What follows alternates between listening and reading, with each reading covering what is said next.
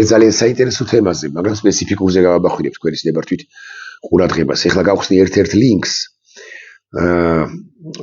ეს არის ვებგვერდი lomtagora.com. არ ვიცი, როდის არის ეს სტატია გამოქვეყნებული, სტატიის სათაურია ქართული ხორბალი, სტატიაში ვკითხულობთ. საქართველოს ვაზისა და ხორბლის წარმოშობის ქვეყანაა, საქართველოში კოლხეთის ტერიტორიაზე ჩატარებული გათხრების დროს ძველი ადამიანების სადგომებსა და სამარხებში აღმოჩენილი იქნა მე-5-მე-4 წლეულის დანახშირებული ხორბლის მარცვლეულის ნიმუშები სამყაროში არსებულ ხორბლის გვარში შემავალი 27 სახეობიდან საქართველოში გვხვდება და აღწერილია 14 სახეობა და მე უკვე არის ჩამონათვალი. ჩამონათვალის მიწურულს არის ეს შემდეგი წინააღმდება, რაც შეადგენს სამყაროში ხორბლის გვარში შემავალ სახეობათა 62%-ს, შესაბამისად მსოფლიოში გავრცელებული ხორბლის სახეობებში 70% ქართული გენი აქვს. მათ შორის 5-ია ენდემური, ძალიან საინტერესო სტატია, გულახდილად გეტყვით. ინფორმაციას გაძლევს. 5-ია ენდემური აბორიგენული სახეობა, რომლებიც სრულიად უცნობია სხვა ქვეყნებისთვის და ბუნებრივად მხოლოდ საქართველოში გვხვდება. პერფექტ, ძალიან კარგი. არ ვიცოდი, მე ადრე 90-იან წლებში დასათაურებული მაქვს ერთი სტატია ჩემი გახქრდნენ, ცოტა პოეტური სათაური იყო, იფქლი და მახა. აქ რამდენადაც მახსოვს, მახაზეც არის საუბარი, აი ჩამონათვალში. ესე იგი, ეს არის დიკა, დორუმი, პოლონიკუმი, ტურანიკუმი, ესტიუმი, სპელტა და მე-13 არის მახა, დიახ, იფქლზე არ არის წელი, არაფერი წერია, როგორც ვატყობ. ესე იგი, აბორიგენული სახეობაა 5 ენდემური, რომელიც სრულიად უცნობია სხვა ქვეყნებისთვის. საქართველო ითვლება ხორბლის სახეობათა წარმოქმნის კერად გერმანელმა მეცნიერებმა. ხორბლის ჯიში ზანდური ამ მარცვლოვან კულტურებს შორის დაასახელეს, რომელთა მოხმარება მსოფლიოში უახლოეს მომავალში აქტუალური იქნება. კვლევა ჟურნალ Trends in Plant Science-ში 2016 წელს გამოქვეყნდა ზანდურთან ერთად ამავე კონტექსტში დასახელებულია სხვა ჯიშები, პოლუბა და სპელტა. გამოცემა აღნიშნავს, რომ ზანდურისა და პოლუბას პოპულარობის ზრდის მიზეზი მათი სტაბილურობა, მაღალი იმუნიტეტი და პარაზიტებისადმი მდგრადობა. პერფექტ. მთელ სტატიას თქვენის ნებართვით არ წაგიკითხავთ, ვრცელი სტატია და გადავალ სხვა ლინკზე, ამ შემთხვევაში Facebook-ი გვჭირდება ჩვენ და Facebook-ზე კი გვჭირდება და გაგვექცა ფაქტია, ეს იყო რუსთავი 2-ის ვებგვერდზე, მოდის ვიხდი და ამას პარალელურად რუსთავი 2 პარალელურად დავსერჩავთ, იმედი მაქვს მივაგნებთ მიხეილ ყაველაშვილის სიტყვებს, სწორედაც რომ ამ თემაზე უყურეთ მივაგენი და მიხეილ ყაველაშვილი პრეზიდენტად რომ მუშაობს, კაცი მედიის წინაშე წარსდგა და ამბობს შემდეგ რამის. ეს მართლაც ღირსშესანიშნავი მოვლენა არის თითოეული ქართველისთვის. დიდი მადლობა ჩვენს წინაპრებს, ხალხმა, რომელმაც დღევანდელ დღემდე მოიტანა ჩვენი განუმეორებელი ხორბლის კულტურა და დღეს უკვე დაიკავა საპატიო ადგილი იუნესკოში არამატერიალური კულტურული მემკვიდრეობის წარმომადგენლობით ნუსხაში. ამ თემასთან დაკავშირებით მინდა თითოეულ იმ ადამიანს გადავუხადო მადლობა, ვინც იზრუნა იმის. კარგია, პრეზიდენტად რომ მუშაობს ის კაცი და ბიზოქს რომ პრეზიდენტად მიაჩნია ის კაცი, მადლობას თუ უხდი, ვინც იზრუნა ქართული ხორბლის ჯიშების პოპულარიზაციაზე, მსოფლიოში გატანაზე, იმაზე რომ იუნესკომ მაგე აღიარა არამატერიალური კულტურის ზეგლად მსოფლიოს მასშტაბით ჩვენი ენდემური ხორბლის ჯიშები. კვლავ ვიმეორებ, კარგია, არ გავაკრიტიკოთ, მოდი მიხეილ ყაველაშვილი, თუმცა მოდი მაინც თქვენის ნებართვით ვიკითხოთ ასე, განა ჩვენი ხორბლის ჯიშები, რომლებიც ესოდენს აამაყვა თურმე, განა ჩვენი ხორბლის ჯიშები ჩვენთან იწარმოება? კი. ეს კითხვა როცა დაუსვი არა ChatGPT-ს, არამედ დაუსვი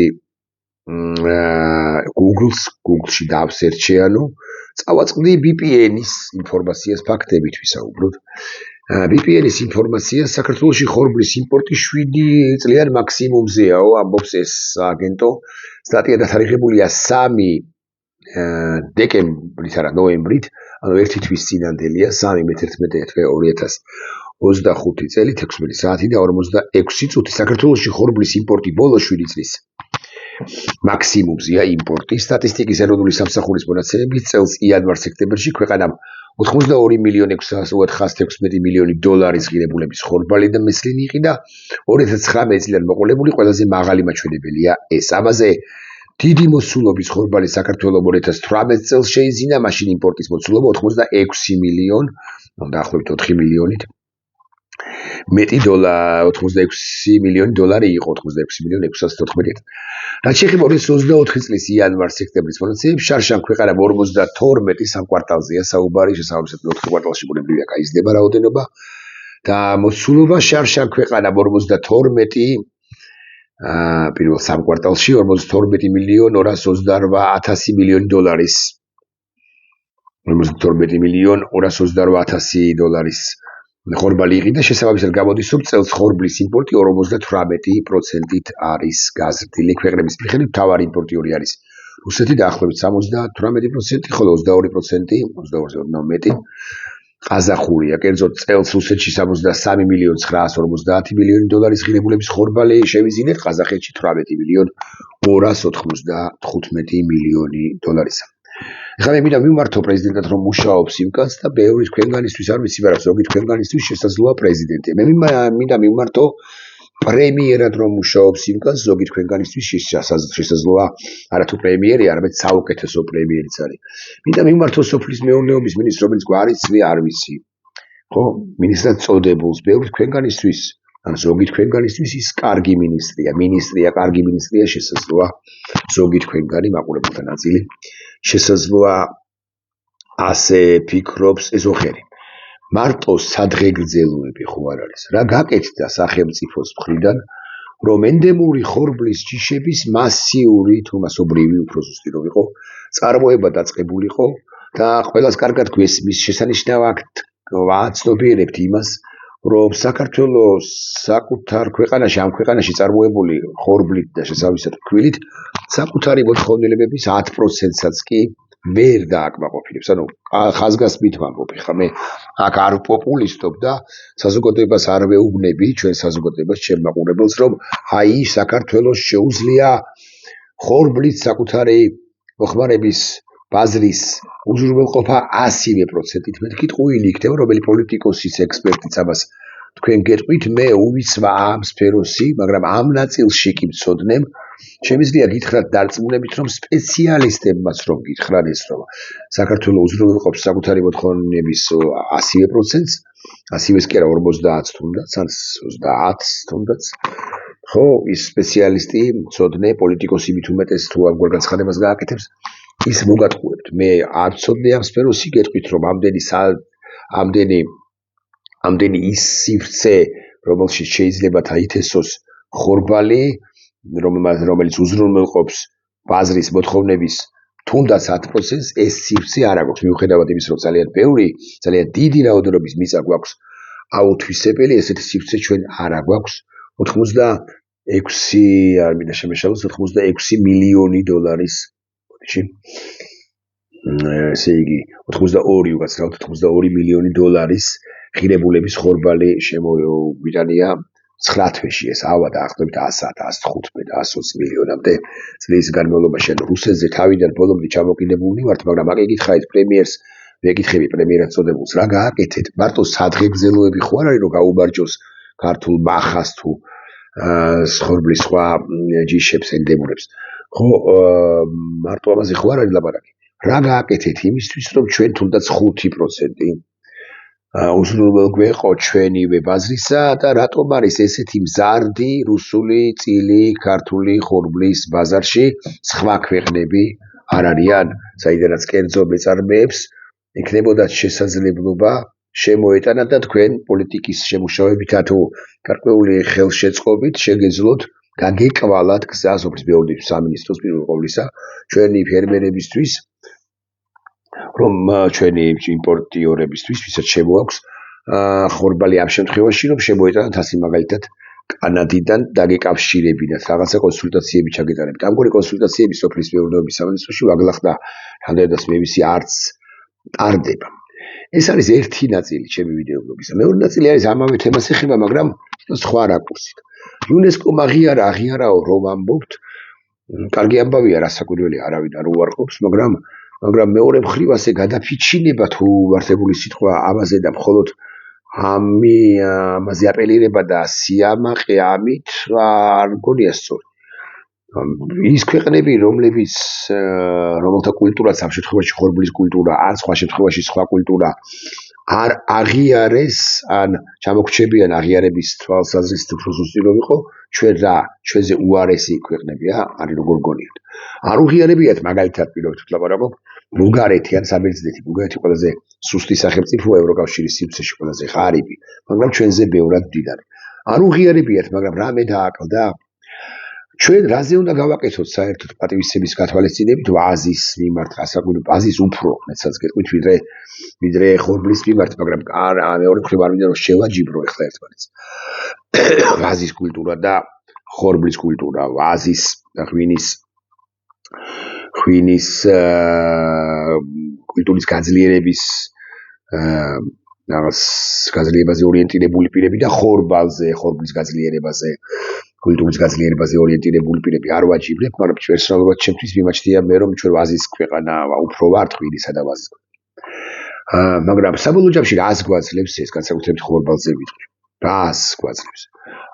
აქ ჩამოსულ ტურისტს ჩვენი ამაყობთ, მაგრამ ჩვენი ხორბლით ვერ უმასპინძლდებით, ჩვენი ხორბლის განდამზადებული გაუცხობილი პურით ვერ უმასპინძლდებით და ძირითადად ვტენით ამ რუსულ ხორბალსა და ფქვილს აქვე გეტყვით, რომ რუსეთიდან ჩემს ხელთარსებული ინფორმაციით უაღრესად დაბალი ხარისხის ხორბალი და ფქვილი შემოდის. მე მომისმენია ცალკეული სპეციალისტების გასულ წლებში მოსაზრება იმის თაობაზე, რომ საყურებელო ქართული თვითმფრინავი არ იჭმევა ის ხორბალი, რომელიც შემოგვაქვს ჩვენ რუსეთიდან. მე ხლა იმისკენ არ მოგიწოდებთ, რომ პური არ იყიდოთ მარკეტებში ან საცხობებში, მაგრამ რომ ვიცოდეთ მაინც რამდენადაც ჩემთვის არის ცნობილი ხარისხი ყოველ შემთხვევაში რუსული ხორბლისა და ფქვილის არის უაღრესად დაბალი. იაფია შესაბამისად MSP-ის რომ მოსახლეობის მნიშვნელოვან ნაწილს ოღონდაც კი გარსვლეული ეს კულტურა მიიღოს საკვების სახით, ისინი უხარისხო ხორბალსა და ფქვილისაგან დამზადებული პურის მოხმარებაზეც კი არიან გადასული და თანახმა, მაგრამ მაინც ეს ერთი მეორე სწორია ალბათ, გარკვეული ალბათობით, თუმცა რაღაცა სიმართლის დასახი შეიძლება იყოს კიდეც. ამაში რუსული ხორბალი იმდენად დაბალი ხარისხის არის, ხორბალი და ფქვილი, რომ ის გარკვეულ შესაძლოა სულაც არ არის ჭური. ის გარკვეული რესპირატორული და ასევე ონკოდაავადებების სტიმულატორიც კი შეიძლება გახდეს. მე ამაზე კომპეტენტურ პასუხს და კომპეტენტურ ვერსიას ვერ შემოგთავაზებთ. ამაზე ინტერნეტში რამდენიმე მასალას წავაწყდი, კვლავ ვიმეორებ, არ ვიცი რამდენად სწორი ანალიზია ეს, რომ თვალდებული ვარ გითხრათ ისაც თქვენი სადაც უჩემოდათ შეგიძლიათ დასერჩოთ. აქვე კითხვა საქართველოს დე-ფაქტო ხელისუფლების წარმომადგენლებს, რა ვერ მოუგრიხეს კისერი იუნესკოს თქვენი აზრით, ან რამდენიმე იმ ორგანიზაციას, რომელიც თქვენი ხელისუფლების გარკვეულ ბრჭყალებში თუ ბრჭყალებოდ მიღწევებს აფასებს. აი თუ deep state მართავს სამყაროს, თუ deep state-ია ის, ვინც მართავს ევროკავშირს, ევროკომისიას, ევროპის საბჭოს, ევროპულ საბჭოს, ეუთოს, სხვა ევროპარლამენტი თქვი, ევროპარლამენტს, ეუთოს, ცალკეულ პირებს, ცალკეული სახელმწიფოების ლიდერებს და ასე შემდეგ, რა ვერ მოუგრიხეს კისერი ასე მაგალითად იუნესკოს ამ შემთხვევაში და ჩანს რომ ვერ მოუგრიხეს, ცოტა ირონია არის ჩემს ამ მოსაზრებაში და ამ პასაჟში, იმიტომ რომ იუნესკომ დააფასა ქართული ხორბლის ჯიში. საერთოდ მე არ მესმის, როგორ შეიძლება იუნესკოს არ მესმის კი არა, შესანიშნავად მესმის.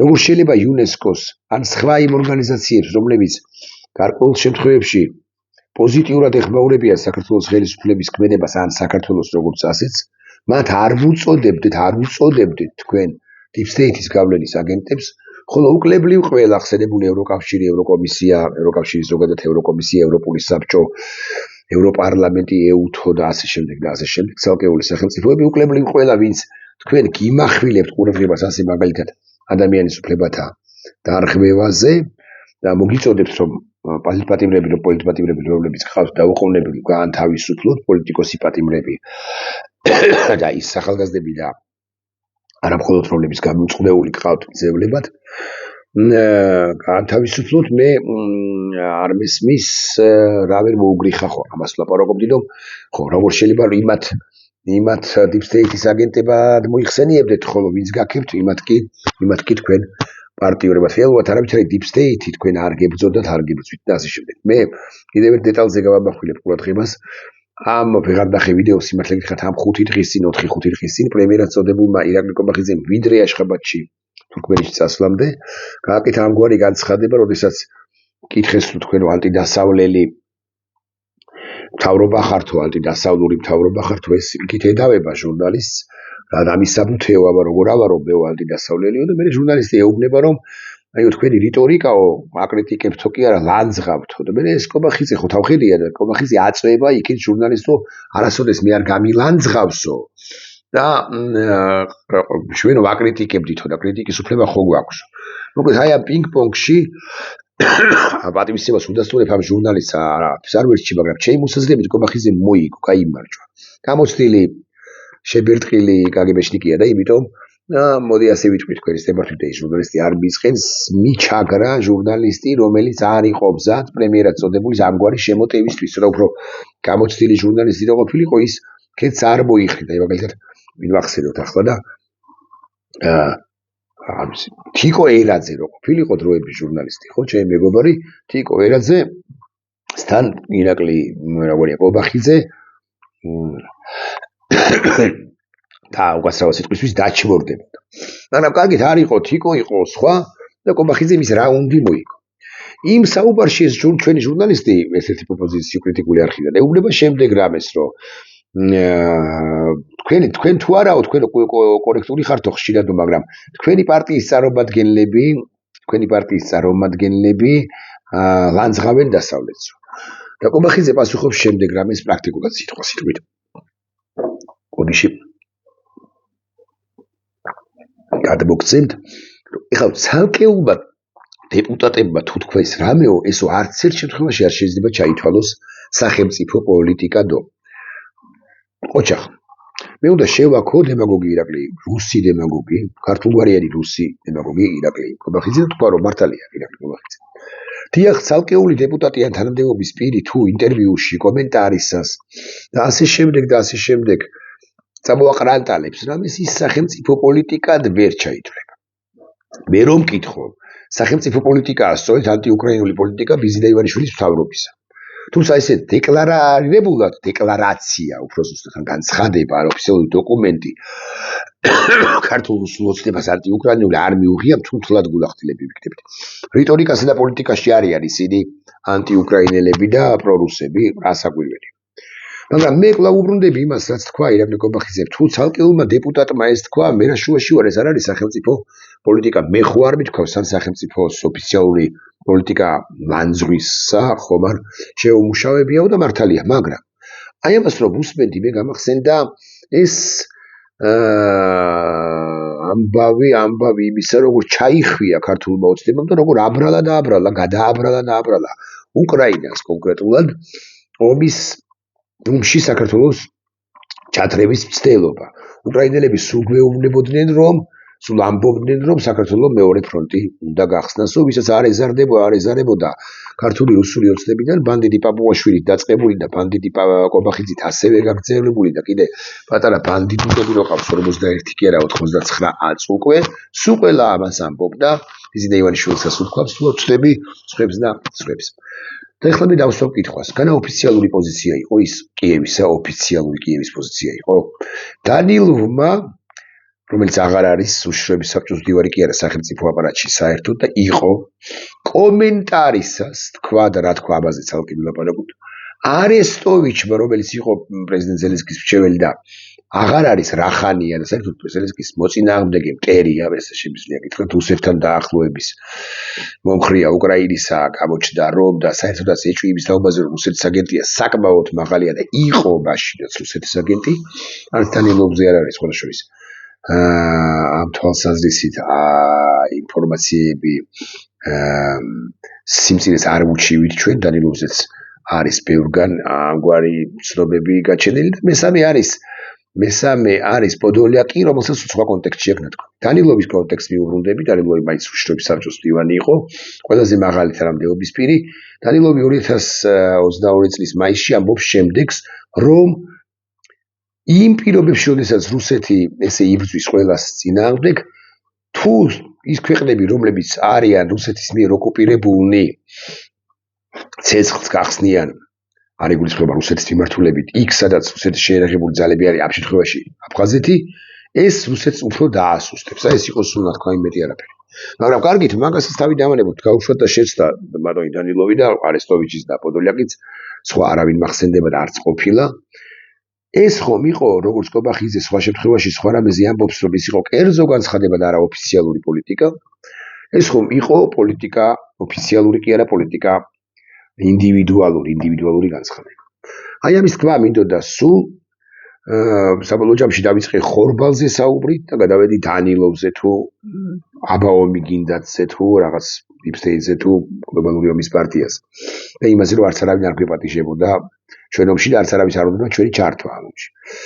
მაგრამ სათაურად კი გამოვიდა თქვენი ნებართვით ცოტა სკანდალურ გამას, რომ რუსული ხორბალი საწამლავი ქართველებისათვის ასე დავარქვევ, რომ იქნება და ეს ნაწილი, ეს მთელი სათაურია არ გავატო.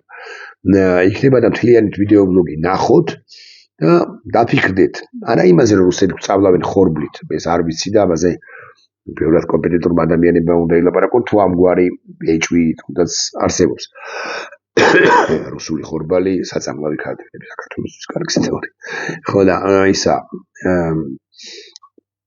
ვისაუბრე, ჩემი ინტერესი იყო მესაუბრა ამ თემებზეც, მათ შორის დანილოვზე, არესტოვიჩზე, პოდოლიაკზე, კობახიძეზე, რომელიც მოდავს და ასე შემდეგ და აკი ამიტომაც გამოურიე სხვა თემა ხორბლისა, თუმცა რასაკვირველია ეს ძალიან მნიშვნელოვანი ამბავია.